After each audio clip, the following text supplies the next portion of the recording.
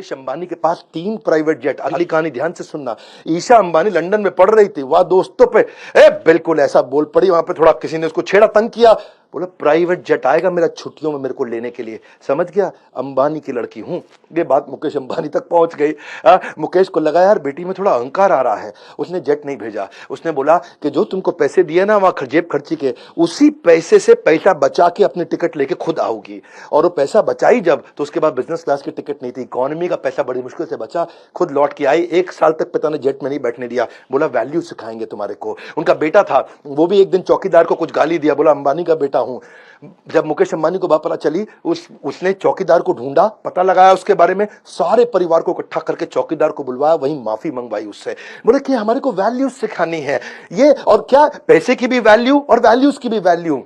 Bill Gates, अगर आप कहीं सर्वे कर लो ना अपने आसपास के ऑफिस में, तो मोस्ट इन्फ्लुएंशियल लोगों में अगर आप पूछो 3 सबसे इन्फ्लुएंशियल लोग कौन है, हर आदमी बिल गेट्स का नाम 3 में से एक जरूर ले लेगा। इतना वेल्दीएस्ट आदमी। फोर्ब्स ने जब लिस्ट निकाली, 23 में से 18 बार वो रिचेस्ट मैन बना था वर्ल्ड का। ठीक है, ऑफ कोर्स आजकल नहीं है, आजकल जेफ भैया आगे आ गए, इलॉन भैया आगे आ गए। तो एक बार जो है ना, ये एक सर्वे किया, एक एक्सपेरिमेंट किया कि बिल गेट्स इतना अमीर आदमी है, अगर सड़क पे पैसे गिर जाए उसकी जेब से, तो कितना पैसा होगा कि वो झुक के उठाएगा। क्या कितना पैसा होगा कि वो झुक के उठाएगा। तो बिल गेट्स के साथ ये सर्वे किया गया, तो उसने उसकी नेट वर्थ, उसकी पर्सनल एसेट को कैलकुलेट किया, हिसाब किताब लगा के समझे कि अगर $50,000 अगर गिर जाए, है यानी कि लगभग 36 लाख रुपए गिरा होगा, तब बिल गेट्स के लिए झुकना किसी मतलब कोई वैल्यूएबल होगा कि भाई मैं झुकूं, झुक करके पैसा उठाऊं, क्योंकि यार मैं झुकने में इतना टाइम लग जाएगा, इससे ज्यादा पैसा मैं बिना झुके कमा लूंगा, गिरने दे पैसा, जाने दे पैसा। वो तो ये बोले कि $50,000 अगर एक साथ हो तो उठाएगा, थोड़ा फैला हुआ हो तो फिर वो उसको भी नहीं उठाएगा। क्यों? क्योंकि उतना पैसे वाला आदमी, और इतना पैसे वाला आदमी, अब बताता हूं वो क्या करता है। उसकी बेटी एक बार रेस्टोरेंट गई और वहां जाकर के टिप देके आई $500 की। बेटी टिप देके आई $500 की, पिता भी उसी रेस्टोरेंट में गया और वहीं खाना खाया, उसी टेबल पे खा के आया, वो $5 की टिप देके आया। तो वेटर बोला आपकी बेटी $500 दिया, आप तो सबसे अमीर आदमी दुनिया के, आपने $5 ही दिया।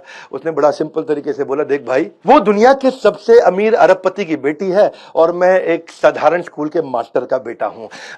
बिल गेट्स का कहना है कि भाई मैं बहुत ज्यादा पैसे इधर उधर कभी भी खर्च नहीं करता, काफी समय तक जिंदगी भर इकोनॉमी फ्लाइट में ट्रैवल किया, ये पैसे की कीमत को समझते, ये नहीं कि अरबपति तो उड़ा देंगे ऐसा। ये सारे के सारे किंगफिशर एयरलाइंस वाले नहीं होते हैं, माल्या। वॉरेन बफे दुनिया के सबसे अमीर आदमियों में, लेकिन आज तक 1956 के $31,000 के पुराने मकान में रहता, खुद ही गाड़ी चलाता है।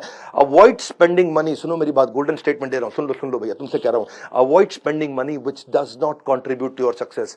वहां पैसा कभी मत खर्च करना जो आपकी सक्सेस में कंट्रीब्यूट ना करता हो। अगर आपके गोल को कंट्रीब्यूट करता हो तो पैसा खर्च करना ठीक है। फ्रूगल होने का मतलब, कम पैसा खर्च करने का मतलब ये नहीं कि भिखारी बन जाओ, गरीब बन जाओ, मतलब ये है जहां वैल्यू फॉर मनी हो वहीं पैसा खर्च करे। इनकी 5वीं आदत है रिस्क टेकिंग एबिलिटी। करेज, रिस्क, ये रिस्क लेता है। हर बिलियनियर ने जिंदगी में बहुत रिस्क लिए, करेज होता है इनके अंदर। पर